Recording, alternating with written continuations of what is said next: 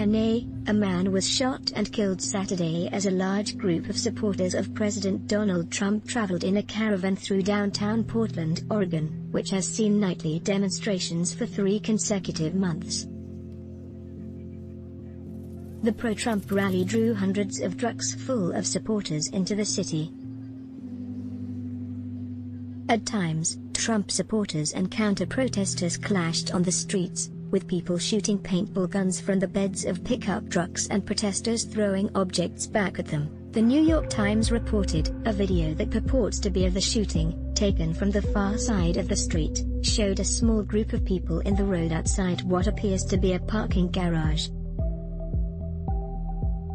Gunfire erupts, and a man collapses in the street.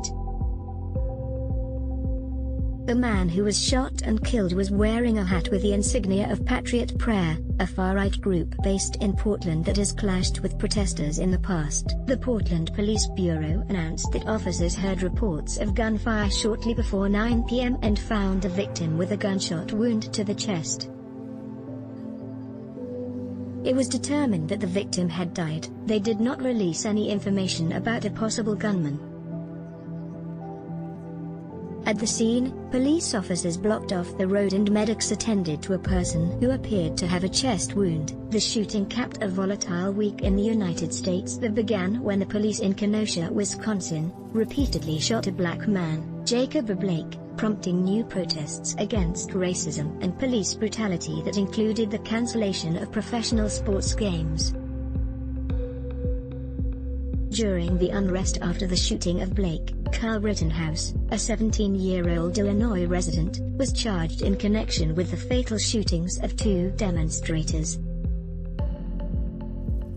Portland has seen nightly demonstrations since the death of George Floyd in police custody in Minneapolis in May. In recent days, right-wing demonstrations have also sprung up in the city, and Trump has repeatedly highlighted the unrest in Portland as evidence of the need for a tougher law and order response to the chaotic protests over police violence and racial injustice that have swept through many American cities. Trump supporters gathered earlier Saturday in the suburbs and plotted a route for the several hundred vehicles involved in the event that would have kept them on the highways outside the city center.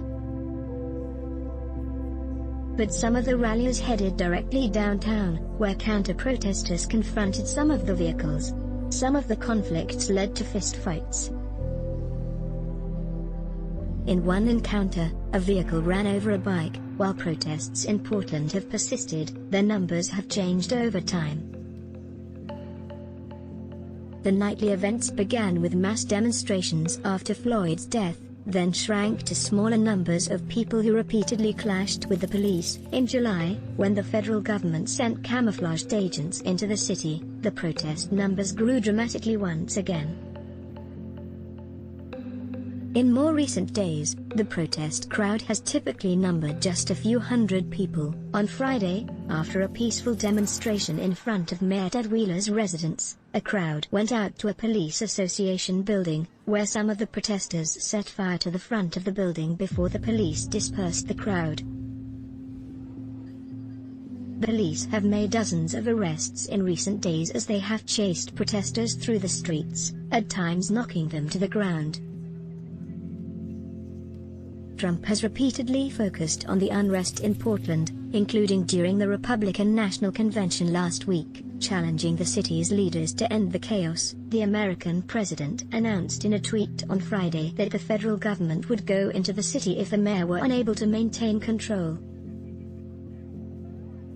Wheeler, in a letter on Friday, asked Trump to stay away, saying the earlier federal presence had made things worse. Your offer to repeat that disaster is a cynical attempt to stoke fear and distract us from the real work of our city, he added.